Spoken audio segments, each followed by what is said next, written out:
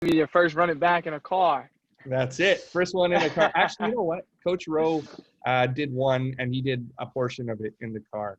We're up and running now, so that's a good little start for everybody. But just for everybody joining us, welcome to Run It Back. This is episode number 18 that we are starting. I'm super happy to say that number as it continues to grow.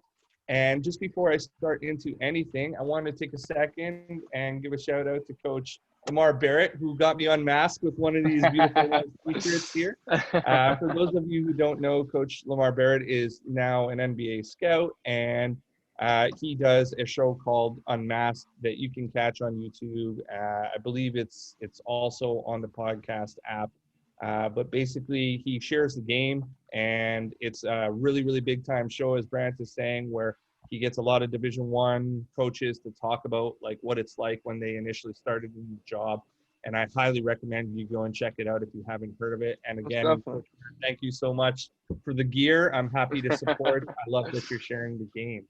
My other little disclaimer to start, I suppose, is a big shout out to the Rising Coaches Network that continues to connect myself and other coaches in their coaching tree with each other, continues to share the game, helps us move the game forward, which is always awesome. So thank you to Rising Coaches. Today, as always, the premise of Run It Back is we take a matchup that has happened in the past and we run it back, so to speak, with a hypothetical rematch, and we talk about what worked, what didn't work, what changes we would make. And we are talking about Guilford College versus Roanoke from Guilford's perspective today. The game took place on February 28th. And we are very fortunate to have Coach Ronnie Thomas, who is the associate coach, associate head coach at Guilford College, joining us. Ronnie went into his 6th year, his 3rd as the head coach this previous year. During the time, they won the ODAC a couple of times, made the NCAA tournament a couple of times. Coach Thomas played in the ODAC as a player, where he was a 3-year captain at Bridgewater. He still holds the school's steals record and is near the top in terms of assists for the school. And then he went on to play pro in Ireland, where he managed to do some coaching with the U16's women's national team while he was playing over there. So we're super fortunate to have you join us today, Coach Thomas. Thank you for joining us. I really appreciate you having you here. And if you want to mention too, you got a new logo on the chest, I see. I do. I got a new logo, so a little bit of a move going on in my life right now, and making the jump from Guilford and coming up to Longwood University, and obviously from D3 to D1. I think it's a great opportunity with a great head coach. Well, congratulations on that. Commend and applaud you for that. Let's jump into this game, what you can remember about it and what changes were made, and et cetera. So let's start with, I always like to start with scouting and the process that leads into the game. So you guys were on a 6-day turnaround. This is kind of an important game for you. How many games are you watching? What are you looking for? What do you remember about matchups? That kind of fun stuff. Yeah, well, I appreciate you. First and foremost, obviously, I appreciate you having me on and bringing up all these bad memories. Yeah, I'm sorry. How my whole season ended the past year. But, I think for us, going into obviously it's a conference tournament game, but, even as coaches, we treat it, it is another game. We prep the same ways and just as important as any other game. And for the first thing, when we play opponent for a second time, and for this case, with Roanoke, we hadn't played them. I think we played them the first time in December. They were our second conference game back in December. Right. So it had been about 2 months. We were a totally different team. At that point, we had, preseason, tabloid player of the year, of the country, top 50 Bevo Francis player. And he had transitioned through an injury. And so we weren't throwing it in as much. We were playing different. They had a freshman that started for the first time against us, that was now averaging 14 points in the last, 12 games. So we both looked different. So we watched that game to a degree from matchup standpoints, how we were able to defend things defensively. But for the most part, we were watching our last 4 games. We try to watch the last 4 games pretty in depth, especially from their opponent, from scouting over the years in the league. it's a coach that really runs things based off matchups. So, they're not running, we're running mover blocker throughout the whole year. We may tweak it here and there, but we're going to run our mover blocker, whereas they're going to run more so quick hitters to get certain matchups and take advantage of certain matchups. So you can maybe see what they're looking for, who they're really trying to get involved in their offense, whether it's Casey Draper or getting Nick Price on the ball, or it's Caleb Jordan, really trying to figure out what they've been trying to do over the past, 2 to 3 weeks is really important for Roanoke. Right. So with that process, is it all coaches on your staff that will present the scout to all players? Are you only is only one person in charge of it? Are you only presenting it to the coaches and then sort of disseminating what you want? Like, what's that process look like for you guys? Yeah, so the process for us is, we go through the 4 games, and so the head coach, my former boss, Tom Palumbo, who had been, he's been D3 National Coach of the Year twice, and has been to 2 Final Fours. He'll sort of handle offense, like how can we sort of attack them offensively, and then myself was sort of defensive, how can we stop them defensively. Right. And so basically we're breaking it all down, and then we sort of present together. In addition to that, we also together we'll watch the last game that we played them and maybe their most previous game together as well, and we're sitting there talking about it, just bouncing things off each other. But we'll each present sort of together, and then we sort of form a scouting report from there regarding the personnel, and then also, offensive keys and defensive keys for them, and offensive keys and defensive keys for us. And then we'll take that report and we'll present it to the team. So the way we shook it out is, so they hear different voices. It's not that they don't sort of tune us out. The head coach would, Tom Palumbo, he will present the paper scout first. They all have their own binder. They get the full scout. We try to keep personnel specific. Obviously, we know that Caleb Jordan, every time he loves to go left and he's spinning, and we know his special move on the block and like how he likes to take advantage of certain things. But we try to keep it very, very small and detailed. Hey, driver shooter, or just a shooter, lefty, really attacks the rim, likes attacking transition, gambles defensively, doesn't block. Like, we don't go into like, oh, this guy doesn't block out. We don't go into that too much. Because we want to keep it simple for them. And, so in terms, they know, okay, I got a driver, I got to keep this guy out of paint. I got a shooter, I got to close out, I got to close out to him, make a difficult catch, a difficult, shot, can't shoot it in rhythm. We're trying to keep it really simple for them in personnel terms. And then he'll go through the paper scout of our keys offensively and defensively, and then we'll go to what they want to do offensively and defensively. And then we back that up, it'll come to me, and then we'll show them film. We'll show them about 8 to 12 clips offensively. Sometimes with opponents that run a lot, we sort of get on that 14 point. Right. We're showing about 8 to 12 clips offensively, and then defensively, of them offensively, what we want to do. And if they do anything special defensively, so Roanoke had shown to run a 1-3-1 a little bit. So we will show that 1-3-1. They also had shown to like maybe zone some base out of bounds. We'll show their zone based on bounds and talk about it a little bit. And then we'll show 2 clips of maybe their top 3 guys. Now, if you get a team that's very spread out and they got 4 guys, we may show 1 clip of all 4. So they sort of know them.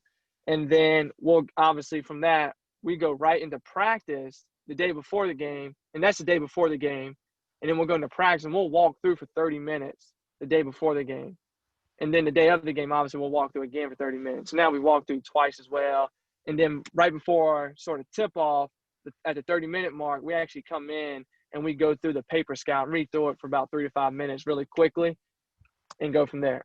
I love it. It's a very detailed process because, like, I try to do similar stuff to what you're saying where you're covering all the methods because some people learn in different ways. So they, maybe this one I'm turning off a little bit, but this I can really understand what I'm doing.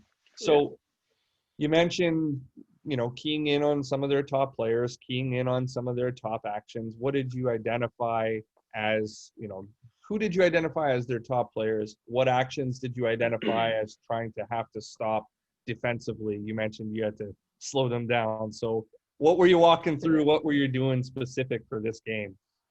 Yeah, for this game specifically, they have a lefty point guard, Caleb Jordan, who's a second-team all-conference player, and he was really good. They run a dribble drive motion. They're trying to drive it in, strong hand drive right with their right hand, or for Caleb left hand, and be able to spray the ball out and really spray it for wide open threes, spot up, step in threes. And so obviously a key for Caleb was, they're really trying to isolate him and get him downhill. So just when he has the ball in isolation, really want to crowd the paint, make him see a lot of bodies, so he doesn't see any lanes. Like, there's no reason to drive. And then at the same time, with Caleb Jordan off the ball screen, just trying to figure out how to corral him on that ball screen and not let him get loose was a big thing for us. And then they also do a really good job, and they did a really good job in that game with Casey Draper, because he's like an undersized 4. He's physical and tough enough to defend, 4, but he also is able to handle it. So, with him, they did a good job of isolating us in this game, and he was able to really, take advantage of his mismatch as far as offensively. What do you think your keys to winning were in this game? And I just want to point out for a second, Caleb Jordan, 0 points. So good job, coach. That one. Sorry, Caleb, if you ever come across it or whatever, but they did do a good job on you in that one. What did you think your keys were to winning this game, and how did you feel you adjusted or maintained those keys throughout the game? Yeah, so everything we do, when we do anything defensively, it's like our big thing is rebounding and keeping the ball in the paint. And so anything that we do, we want to do it to do those two things. So if we're playing the ball screen, does that the way we're playing the ball screen, does that allow us to keep the ball in the paint, and does that allow us to put us in good position to rebound? And so I think with everything, you're going to hear me say, well, keep the ball out of the paint. Like that's the key. And now the way we do that is, obviously the way we play the ball screen, the way we want to help. And we're really big on helping off of non-shooters. If you look at Caleb Jordan, and I think actually he improved as a shooter, but over his career, I think the most threes he may have made in a year would be 9 or 10. Right. And that's coming from my head. And like, phenomenal player, but not shooting is not his strength. So if he doesn't have the ball, we're going to play that guy inside the paint, and when we close out, we'll close out barely past the free throw line, because we'll encourage that shot, because we don't want to allow the ball in the paint. We believe that if you shoot at percentages, you're going to make some, but if we can make you shoot the 3 and we get every rebound, even if you shoot well at 44% and we're getting every rebound and you're not getting second opportunities, we're not allowing nothing in the paint, I think the percentage are going to lay in our favor, and they did over my 5 years at Guilford for sure. Right. So I think the biggest key was for us to keep the ball in the paint, and that's what we really focused on, especially with Caleb Jordan. And the key with that is, next thing is we say challenge every shot. And so we did a good job keeping the ball in the paint, but I think they also got on a little run. Trip Green hit 2 big threes in that game, and on a drive, you got to sort of anticipate, okay, he's not driving it to score no more. He's driving it to create. So you got to recognize that and start to help towards your man, so you can close out on the catch. And I think those are some of the things that hurt us on the drive.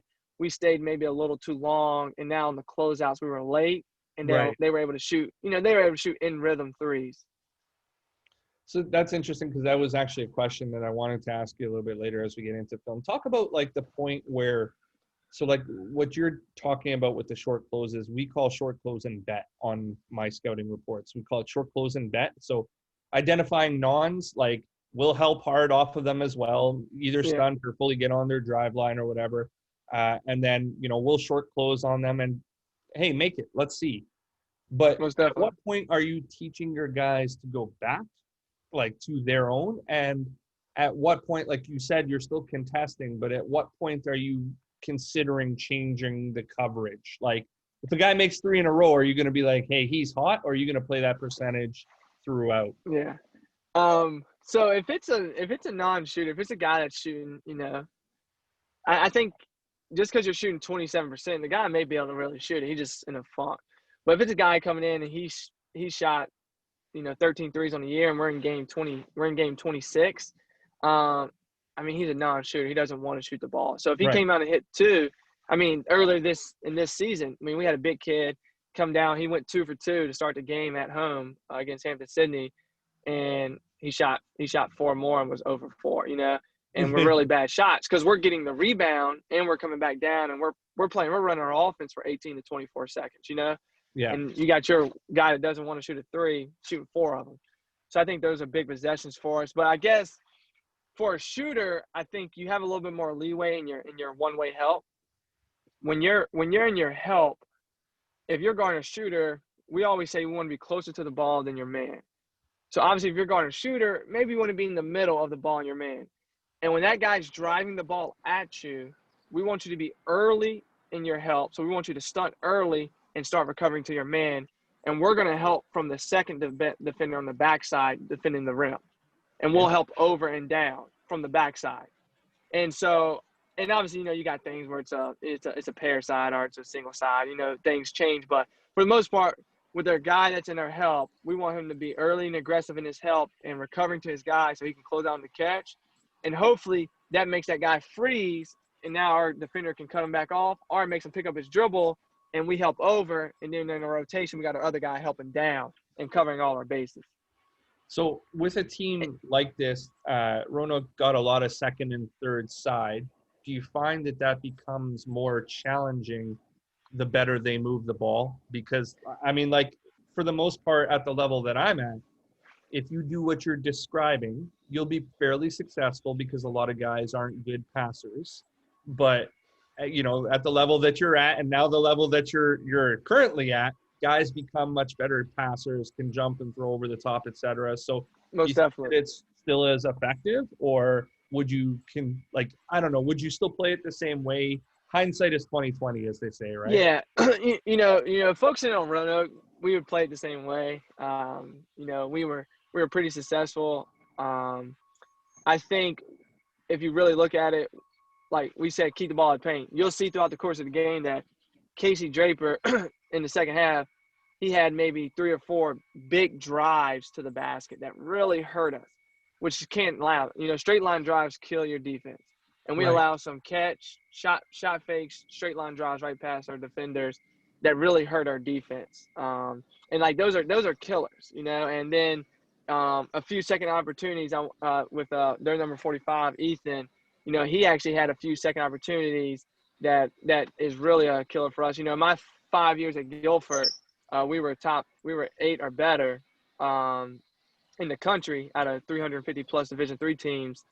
And rebounding. So obviously when he's creating second opportunities, that hurts us as well. So I guess I would say no. I think I would continue to do it that way, but I think you just really got to be locked in and focused defensively. You got to be locked in on what your job is and what your role is, and really focus in on keeping the ball at paint, but also understanding that you're keeping the ball at paint, but also you got to anticipate that next play. And I think sometimes we get caught and locked in on the ball, and we're not thinking that play ahead. And I think the really good defensive teams that we've had, and we had, one that we were 2019, we were number 1 in the country in, points allowed.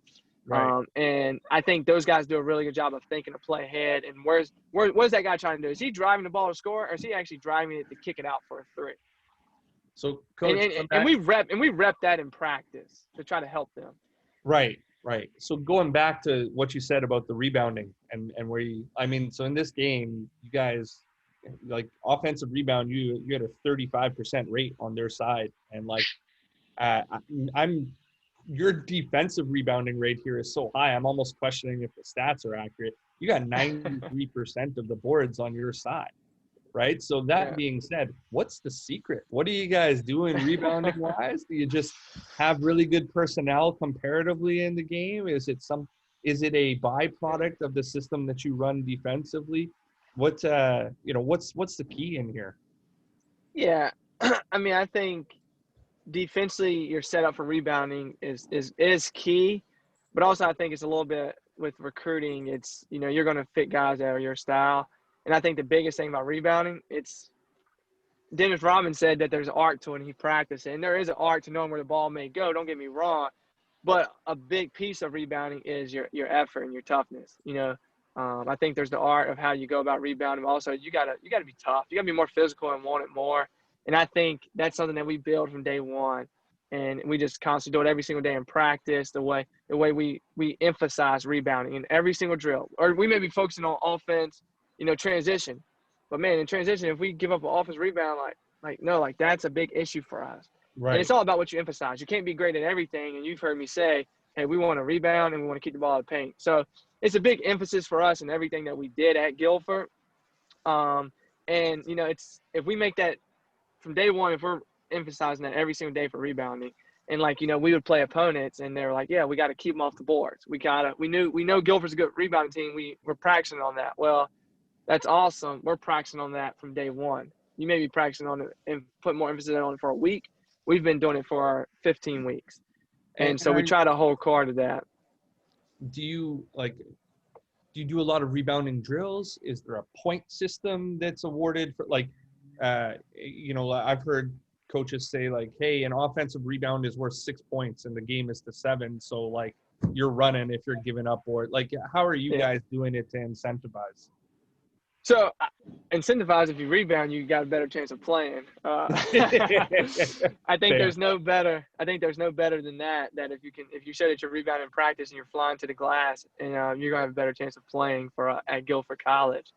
And I think also, you know, we would have, you know, you got your circle rebounding games, and obviously we emphasize offensive rebounding is plus 2 points, you know, and defensive rebounds +1 in those games. And then obviously there's a scoring to it, you know, aspect of it. But we also I think sometimes you see where maybe some people just emphasize the scoring for offensive rebounding, but we try to also emphasize the defensive piece. That's why we give 1 point in those different games. But we'll also we'll do a shell drill where, you know, if you get offensive rebound, it's still worth 2 points. Like maybe if we go live shell and it's about, you know, we're looking at our defense. But hey, if you get offensive rebound, not only do you're scoring your points in shell, but you also get a +2 for that offensive rebound you get during shell. And we'll do the same thing with keeping the ball in paint. Like offensively, if you can get the ball into the paint, you get a paint touch, that's 1 point for you. Right. In our shell. And so the defense really has to lock in and keeping them out of the paint. So we're trying to do it, you know, to sort of in the hindsight of things, and secretively. So the defense thinking we're getting the offense to really draw the ball in the paint, and we're getting the offense to really attack the glass without them really knowing, and try to build these habits within the game. So, hey, Coach, sorry. Do you think, just because of that principle, I thought it was very evident in the first half, especially on their run, that because of those principles of those practices, that sometimes, especially defensively, I thought you guys did a great job. You end up with 5 in the paint at times, trying to get the rebound or just packing the paint. And that weak side guy was open, even a few times getting screened. And that guy was just waiting on that screen instead of moving naturally to that side. I think it might be something resultant of your practices a bit. But do you think that's one of those things that happens because of what you practice? I think it's a little bit when I touched earlier about when we have to anticipate and think a play ahead. And I remember at 13, he's right there in front of our bench. And on that play, when they're driving the ball, there's a help in the gap, so that was help there, and then there's 2 guys on the backside. So when you have the shooter on that weak side that they're driving it to, you have to start to shift that way and anticipate that pass out. So I think it's a little bit about that focus that where, man, you have a job. Your job is to help, but your job is also to move in the same direction that the ball is moving. If the ball moves, you move. And so if the ball is moving out to that shooter and you're not moving in the same direction, well, now we're in a bad spot, and now we're giving up an in-rhythm catch-and-shoot 3, which really hurts us. So I think it's a sense of drilling it, that when those situations happen in the game, because guess what? They're looking at our film saying, man, we got to try to drive and kick it, you know, and we're looking at them man, they're trying to drive and kick. So it's it's a game of who's going to be better. And, you know, in those situations, they were better. For sure.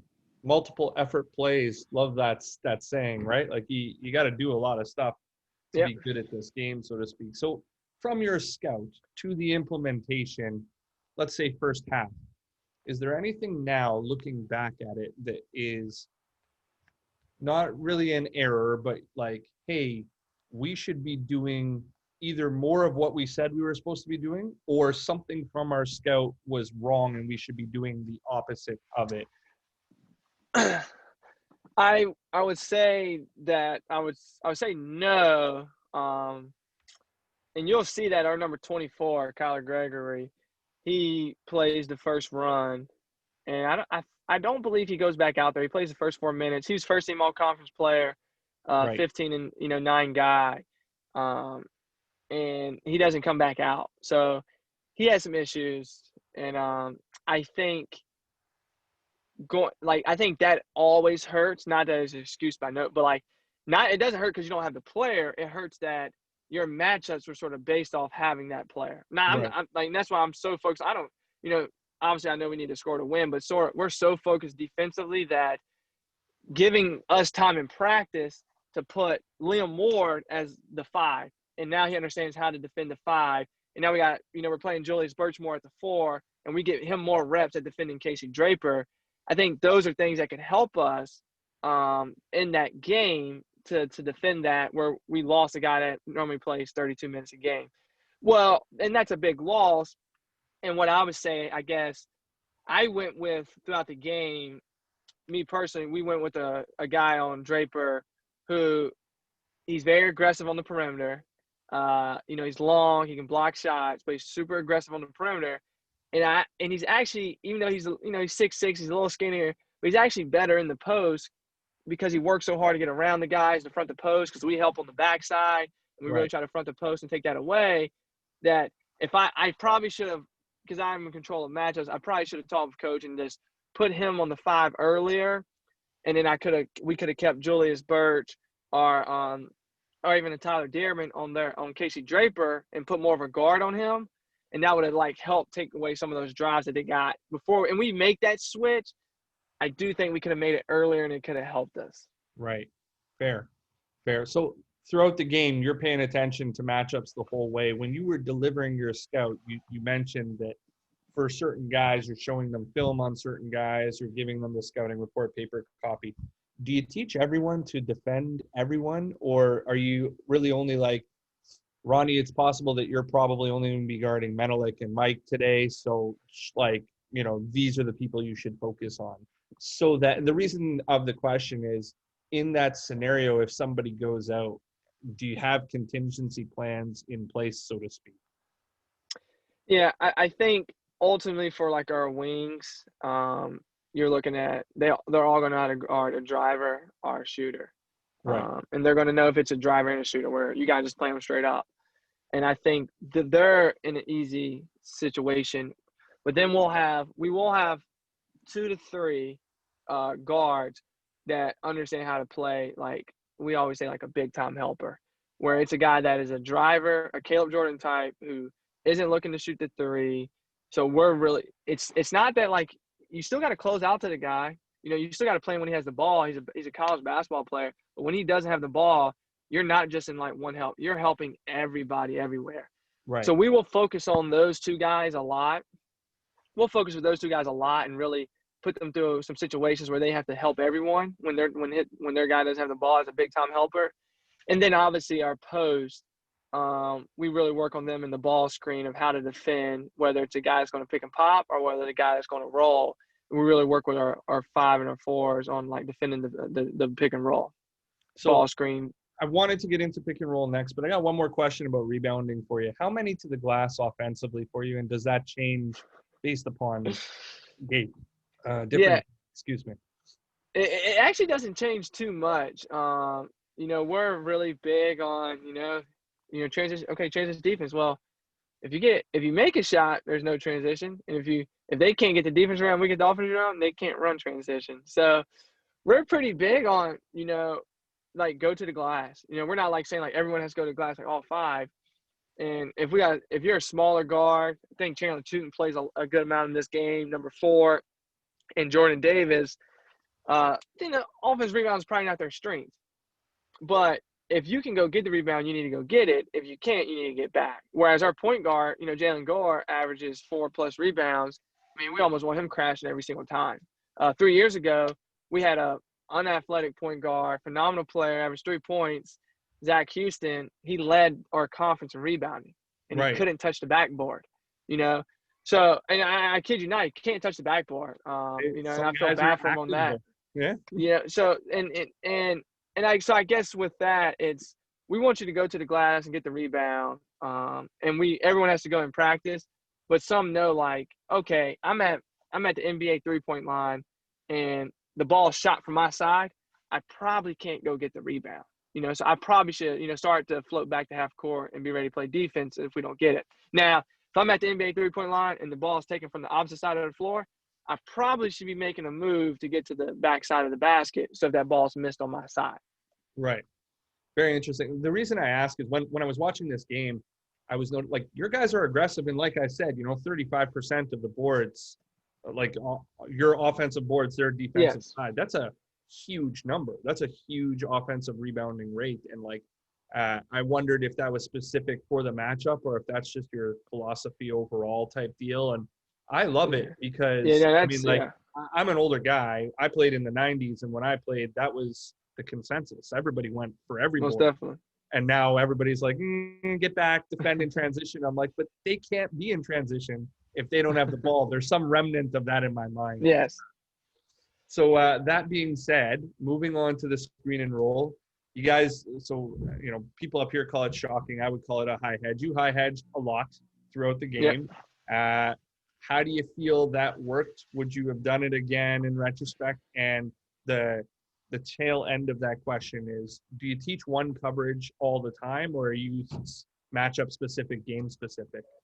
Yeah. Well, in the first part, I think obviously if I looked at, every single drag rod, I'd probably be like, oh no, that's bad, that's bad, that's bad. But, ultimately it's not all bad. I think going into the game, they're 5-man average right around 4 points. He's not looking to score it. He's going to be a phenomenal player. And, and kudos to him that game. I mean, he had a big game, Right. He made some really big baskets. I think he had a big and one in the first half, near closing towards halftime. And, but if you watch the film, they're not even looking to throw it to him. So, you got other teams in our league where, Virginia Wesleyan has a dominant, Tim Fisher, first team all-conference player. I mean, they're looking to get him the ball. Well, now we're rotating like crazy in our second help and in our tags that we're really trying to help down. And then that can cause issues for us. But it wasn't so much with we weren't really going in like, oh man, we're worried about the roll. It's more so we want to keep that guy from getting to the paint and being able to spray the ball wherever he wants to. So that was a big thing for us, in the drag situation. We call it a drag in the ball screen. That was a big thing for us, really focusing on, keeping that guy out of the paint and making him how to make a play and make a pass to a guy that's not in position to score. So now we can recover out of that. Sorry, I missed part of that. You cut out just a second. What do you call the drag? Sorry. We just call it drags. Okay. Yeah. So any ball screen pick and roll is a drag for us. All right. So that being said, do you teach the one coverage as the standard? And if not, then throughout the year, are you teaching different things week to week type deal, or it's I give you, it's like, how good is your team? And ding. I mean, you go back to, obviously I look back at scout report when we played, but you go back to our Elite Eight game the year before, they had the player of the year and we're playing him a certain way. And then they had another guard. We're firing. We're hard hedging, staying with them, basically trapping the ball screen on one player. We're going underneath on another guy, and then on the other, and everyone else, we're playing a certain way. So we're playing 3 different coverages in a game. Right. And I think that's not something you can do to start the year, but as you progress, if you have a really strong defense, I think you can do those things. But it's all predicated off of matchups. So initially, we want to be the aggressor. That's why we rebound a certain way, and we want to be the aggressor. I think so. If you play it leveled and loose, I think sometimes you're inviting those guys to drive it in and get in there. So we do like more of the hard hedge, as you say, to keep that ball at paint and make it difficult for guys. I think that's a big thing for us. And but then also you also got guys who, for one, even if you are a good shooter, it's really hard to shoot it off a ball screen. Yeah. Coming off of one dribble, two, it's really hard. So if you're really not a great shooter, going under is really good. Is really good coverage that we look at a lot. And at the same time, with some matchups, we may even look at, switching some things, depending on if it's like a 4 that they have a really good shooter that is popping it, and he's maybe a 6'3", 6'4" guy. We may look at, switching some of those. So I am going to ask you a couple questions about film. Okay. I think this stuff ties in. It's not a whole bunch of stuff in there, and thank you for all this. Let's get into Bringing up bad so, memories. yeah, sorry. Sorry about that, Coach. So the first one I want to ask you about is what we would call a ram screen. So they're trying to get their guy to come without his man. I'm sorry, is this clear for you? I know you're on your cell phone there. Yeah. Are you able to pull it full screen? Yes, I am, sir. Yeah, that'd be. But yeah, I can see it from there. Let's see how that works. You can pull that. You can also pinch it bigger with your fingers, Coach. Yeah, All I right, can see. Perfect. Flat So ball screen. we got a bit of a ram screen here. So it's a pin down to get the screener to come. Do you play this any particular way? Yeah, so in this setting right here, and you'll see Caleb Jordan's lefty right there. So, and it's different. So basically what you want to do on this screen here is right now, if you stop it there, my fault. If you would have stopped it beforehand when that guy's going to pin down, we're talking flat, flat, flat. So it's the big's job to talk because the guy that's guarding the ball right now, he knows to sit on your strong hand. So if he goes to his left right now, and we play it wrong here, but if he goes to his strong hand, which is his left hand right here, you have him, you take him, you know. If he goes right, then now we're playing the ball screen by hedging it. And we'll hedge the ball screen with basically on the flat ball screen. And so that's the way to do it. Normally you have a right-handed, and I think that makes Caleb Jordan really tough and this coverage tough as well. Right on. So next one here. Sorry, the only problem with the full screen is I don't get to see my notes. Give me 1 second. This one fine. was 3 hedges across the floor here. So they get a lot of side-to-side action. I don't envy your situation of having to guard all this stuff. It does actually end up in a bucket. But I wanted to ask you about the hedges because I noticed some difference in terms of the initial ball defender in each of them. So I'll run this back one time for you so you can take another look. Yep. And here on, so our handoff, we had nothing. We just kept playing. On the handoff, yeah. Sorry, on our first one here, if you notice, you get the hedge going, but then we have an under from the ball defender. Correct. And then on the next one, we have a similar thing where you got a hedge and you've got an under from the ball defender. And then the third one is the one that I find is most common in my conference, where you got the hedge and then the ball defender goes over the screener. What are you guys teaching? What sort of like the point of view, the education process in it? So in your first two, when they are going over and under, so basically you're big, he's going to be on top hedging, but the guard is going all the way under. You got Nick Price, who's a phenomenal player, was recruited by D2s and even had early interest from D1s. He's a phenomenal player and, actually a local product of Roanoke. I think on the year he may have shot 7 or 9 threes. And I think I think he was shooting 43% from the free throw line. So from a perimeter standpoint, he's really good if he can get into the lane. He's really good in transition. So we're going under on him. And in the same time of Caleb Jordan, he's about to get the ball in this. He gets the ball in that second reversal. Once again, that's a kid I've mentioned as well. Phenomenal player, all conference player for our league. Gave us a lot of trouble. Single-handedly beat us, I think, I want to say 2 years ago at Guilford. But once again, he's more of a driving threat and a post-up bigger guard. So I think you'll see us go under. And then now you get the ball reversed on the third one with Trip Green, who is, he shoots it really well. Actually, early in the year, we beat them. We beat them early in the year at their place, but Trip Green had 15 points in the first half. And I want to say he had 4 threes. One of them was like a half-court heave at the buzzer. But, so he's a known shooter. So right there, we're trying to give a lot of pressure and hit. But the four-man, number 23, he has to get out enough to give enough room for our defender to go underneath. But you're still going over the screen. You're going over the screen. So on that with the shooter. So in that particular one, that is scout-specific, and your guys are expected to know the differences there of who they're guarding. Correct. And now earlier in the year, that's something that we wouldn't probably get into much. But at this point, they've seen everything at this point, and that's why I think if you it sounds complex maybe when we talk about it, but to them, they're like, oh, I'm guarding a shooter, I need to go over this. And to the other guys, oh, I'm guarding a driver, or not a non-shooter, but I'm guarding more of a driver. I know how to play this.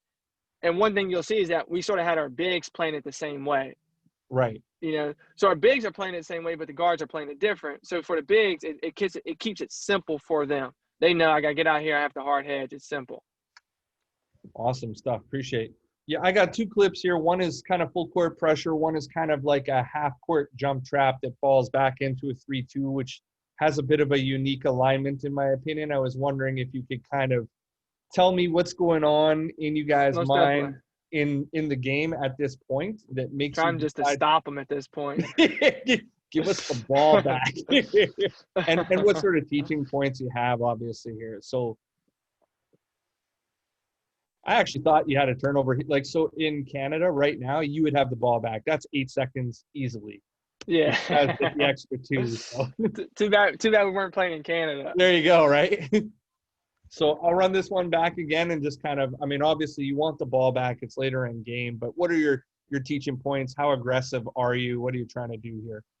Yeah, we're actually at this point, I want to say we're being a little more aggressive, but we're not too crazy aggressive. We're going to drop back in our 2, and we're on a run right now. I think they're a little bit more aggressive because I want to say we're in the piece where we were making our run because we actually brought the game back to 2 points after it was like a 13-point game. Right. And I think we were you're exactly correct here. I think this is the second half right in that run. Yeah, we're in the middle of that run. So you see a little bit more aggressiveness because they're making shots. They're a little bit more excited. And they're really being much more aggressive. But right here, honestly, we want to keep them on your side of the floor, and the front guard wants to take the middle away. And so right here, I think honestly, like Jalen Gore is a phenomenal player. He's won 2 of that championships. He celebrated 2 of that championships on that court. He's been a little bit more aggressive, and he's just being a basketball player, and he has that freedom. Being at his degree and his pedigree in our program, that right. He wasn't necessarily taking the middle away, where Tyler, the other guard with the sleeve on, he did take the middle away a little more on the first part of it. And then the back 2 guys, when the ball's opposite of you're coming to the middle. And if the ball's on your side, you got to cover the sideline. And so, and then our last guy back, he's really freelancing with if they send someone back, he sort of has to keep aware of him, but he's also communicating to those 2 back guys of where where the offensive players are. Those 2 guys in the back, obviously communication is key, like you said, but like, are they moving as players are moving, or are they almost a little bit more zoned up? Like what's the teaching there? So it's definitely more of a zone, but I think for each one of them, basically, I think if the ball's on your side, you're basically going to be covering the sideline. Now, if no one's on the sideline, don't just stand at the sideline and cover the sideline. You may have to go. It may be a guy just in the middle. It may not be someone on the sideline, so you may go more to the middle. And then if the ball is opposite on the second line of defense, and the ball is opposite, you're probably going to be taking care of the middle. And even if no one's not in the middle and the guy's still on the sideline, you're probably like splitting it. So if they try to make that skip, you can make a play on the ball. Right on. And then the other one here, it's like I don't know how to classify this, Coach. Like, are you jump trapping at half court? Are you in a 3-2 back to a 3-2? Like what? I mean, I like the action that you're running. I wouldn't know what to call it, because right here at this point, this actually really reminds. If you keep it there. Pardon me, sorry. No, you're good. So if you keep it there, yeah, that's a good point there to be able to talk about it. So this actually really reminds me of something unique that Coach Kip Ione at Willamette runs, where he runs a 3-2, but his 2 guys on the outside are very much funneling the ball towards the nail. They're on the line, up the line, they're tilted. And there's certain points in here where it really reminds me of that. Am I correct in that? And sort of what's happening overall here? Give me the rundown, please. So at the half court piece, we do want to make that first pass difficult. It's like a little half court extended, but really just want that ball to have to be floated over top, and just taking more time off the clock. making them have to work more. But once you get to the piece in the half court, we are sort of funneling it to the middle. But that guy's job, if he's got the ball right there, number 34's job on the wing, where the ball handler's facing, his job is to make any pass over him. It has to be a floated pass. It has to be over top of him. It can't be no direct line passes. Because what will happen then, it gives our bottom guy on the block, gives him a chance to close out. It gives our guy on the opposite block a chance to cover the block. And so, that's a big piece. And it's really – so now you really don't have anything. And now the guy at the top, you'll see him faking back and forth. He sort of has the ball, and he also has a little bit of the high post as well. Right. If that's a really good shooter, he's got to be out there even more, so it's more difficult. But at the same time, here with two ball handlers that really are trying to drive it and not necessarily shoot it, he can really fake at him and cover the high post a lot. And then so the next question is, what is your principle about trapping versus rotation when the ball does get to the corner there? And it's actually not a trap. So now 34, who's on top, he shouldn't allow him to dribble out. He should make him have to pass it over top right now. So he's a little more aggressive. He's a phenomenal freshman for us. And this is new to us all, but we want him to have to throw the ball back over top and not come and trap that like a one-on-one trap. And then we want the bottom guy to apply enough pressure so he can't shoot it, but he's going to funnel him back into the number 34. So they're sort of funneling into each other, so he can't drive baseline. And if he tries to split it, now the bottom guy has to sort of take that more. But we want to make him have to make that pass back over top. You can maybe get a steal from the guard that's at the elbow. He's playing that elbow high post area. He may be able to get a steal on a lob. So I think that's a real big key. Number 34 overcommits here, which allows him to dribble it out from the corner. Amazing. I like the angles on this, and I like the concept of trying to get the other team to float the ball over, so to speak, because I like to gamble. I like extra possessions, so I'd be trying to run those down. I had one more just about rotations. I got lots of stuff in here, but I'll just do one more because I want to be respectful of your time, obviously, but most definitely. Just on rotations here, talk me through what you guys are doing right, what you would like to see better on this, because there's a lot of rotation on this one. Yeah. This, if I'm not mistaken, unfortunately ends up in a layup, but if I'm not mistaken, this is actually the first play of the game. And so one thing, if you go back to when he's at the top of the key, if you stop it when the ball is at the top of the key, so right there, so right now, our other 5-man, the 4-man that is popping that off the ball screen, he can shoot it. So now at this point, when they're dragging our 4 out, the 5 has to go and cover that shot, because now you're giving a wide open pick and pop shot. Right. And we sort of have to stay with 13 because he is a threat. So they're going to – number 24, he's going to take that pop.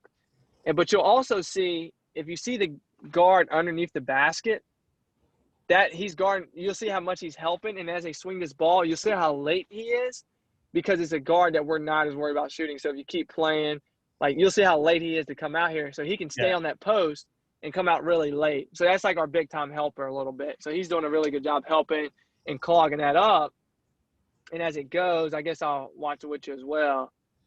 Now you got another ball screen, and we're on this help side, and this is difficult here as they pass it. When he passes the other guy, Liam's doing a good job in the help. But if you see if you brought it back, and if you can't, it's okay. But when he's driving, he's passing it, and number 21's coming to the ball. He's not. That's one of those things. He's not stunting and moving in the same direction as the ball. You always want to be moving in the same direction as the ball. He's coming to the ball, and the ball's going to his man. So now you're just in a tough closeout. And then what you want to see right here is the guy that's guarding the corner man, he should be jabbing, making this guy pick up his dribble. And number 0, who's at the block, he should be taking a charge. And we practice on that every day, and that would be, graded out possession like a A+ for us. So that's awesome. So this player right here, who's guarding on that pass, you want him above this pin in, stunting at the drive to slow it down, and you want and you want the guy in the hole, the most important guy there to take the charge instead of just covering out to the shooter there. Yes. So basically he's misinterpreted where he's supposed to be, and then it leaves I believe it's 24. It leaves 24 in a really difficult position of help because, you know, he's outnumbered on the backside. Yeah, and he gets there, even tries to take a charge, but doesn't get there quite in time. Right. I love it. Like, I think you guys have so much going on in terms of your rotations, lots of multiple effort plays type deal. So, like, I think it's fantastic what you guys are doing defensively. I don't think I could teach it. That when I went through this and I was scouting it, I was like, wow, what are the teaching points in here? So I really appreciate you jumping in and sharing a lot of what you guys are doing, because there's most definitely, you know, I highly recommend anybody going through and taking a look at all this action and all that, because there's a lot of good stuff in here. And to hear you teach it, awesome. Thank you. So we've come up on the hour. I want to be respectful of your time. Thank you so much for jumping on. I always like to end on this. I've kind of forgotten the past few weeks. If there was anything that you would like to tip your hat to the other coach that was like an adjustment in the game that sticks out, like, man, F that guy. That was a really good adjustment or whatever. Like, is there anything specific in this game that you can think of, like, man, Roanoke's coach did a great job right there. That was awesome. Thank you. Yeah, you know, Coach Nunley is like he's a phenomenal coach in our league. I think he took one of the toughest jobs in our league and made them really good, made them a top 4 team. I think he went to 3 ODAC championships. Ultimately, he wasn't able to win one of those 3, but, you know, he took one of the toughest jobs in the league. And then, obviously, he went to Roanoke. And so, I mean, I think anytime playing, you know, a Coach Nunley team, it's like a mind game, because he does a phenomenal job of taking advantage of what you don't do well. So guys that don't defend on the ball well, guys that struggle, you know, to defend in the like, he's going to take advantage of it. He's going to find a way. And then defensively, they play a lot like us, where they're super tough, super disciplined.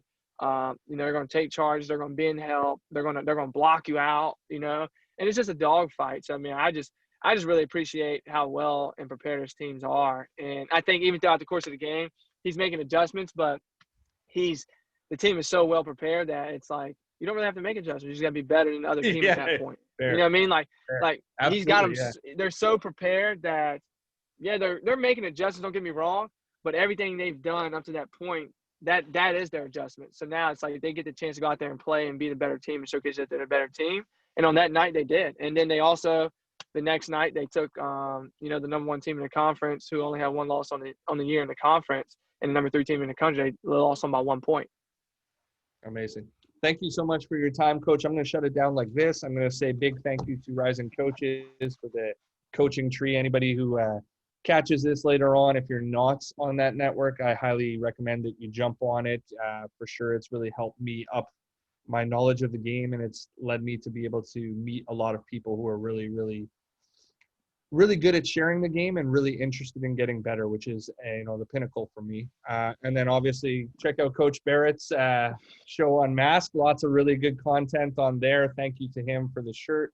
You know, grab some of his gear. There's a lot of good stuff there. And lastly, a big giant thank you to you, Coach Thomas. I really appreciate you taking your time to jump on. Congrats on the new position. You got a fan up here in Canada. Lots of good luck this year. And because we have so much time to sit around, believe me, I'll be checking out a bunch of your games. All right, that sounds great. I'm going to have to give you a shirt so you can keep giving us those shout-outs. 100% do that. Please and thank you. No, I appreciate it, Coach. Thank you for your time. I'm going to stop it right there. Most definitely.